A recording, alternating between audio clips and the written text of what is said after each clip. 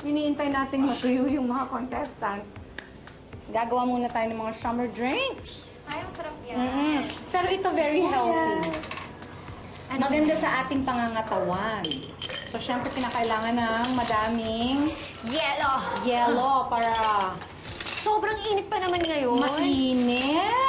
Ang sakit sa balat ng init, no? Bakasyon na ba talaga? Ito na ba yun? This is it na. Ito, bali ito syrup. Sugar syrup lang ito. So, lagyan ko lang ng konting sugar syrup. Tapos, ito po ay salabat Ay, na ginawa. ang bigat ah. Oo, ginawa. So, hahalu-haluin mo lang siya na ganyan. Tapos, if you want, Ano naman yung isa? you can put a little bit of cucumber.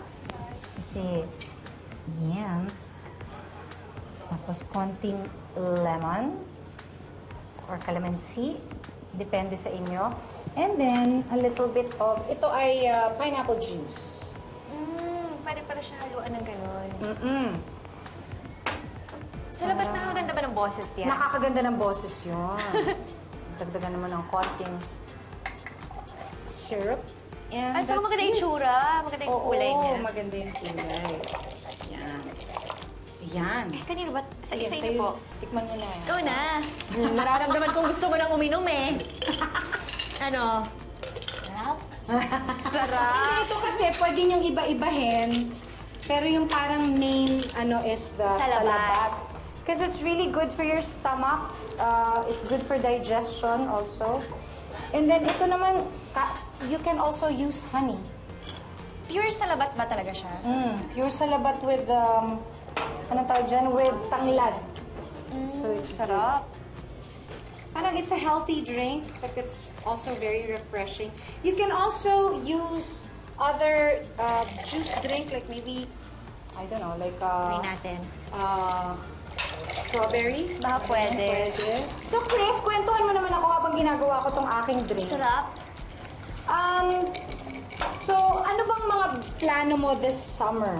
Meron ba kayong plano ng family? Baka mag-out of the country, pero sandali lang. Kasi, Sandali lang. Mga 3 days lang siguro. Oo, kasi meron kang, syempre may bago kang teleserye. Pero saan ba ang inyong go-to na puntahan ng family?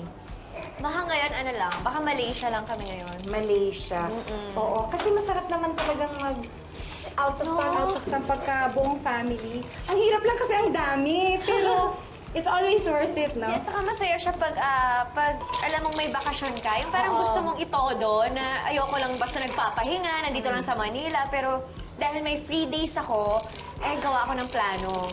Kasama yung family. Kasama ito. Ang sarap ka. Ang sarap, di ba? In fairness, masarap siya. Try nyo. The main ingredient actually is the salabat na maganda po sa stomach at sa lalamunan. So, ayan. Ang sarap. Para pala ihalo ng pineapple. At least yung lasa ng pineapple, hindi masyadong matapang, na maasim, gano'n. So, ayun. Si Balang naman, kailan ang punta mo ulit kay Ellen? Di pa po alam kasi sabi ni Ellen dapat pumayat daw po ako. Pinapapayat ka? Pinapayat ka, Diyos Opo, mio. kaya binigyan po ako ng Ano? barbell. Ay! Hindi, tsaka yung bike. Di ba may binigay sa'yo na bike? Oo. May binigay sa kanyang bike. Ang cute naman ni Balang talaga. Super favorite siya ni Ellen. Ang cute, no? Chris, thank you very much. Thank you. At napadaan Thank you ka. po. Sa daan aking- lang. Dito sa aming Becky Ni Open. Ayan. Kakaiba eh. Tsaka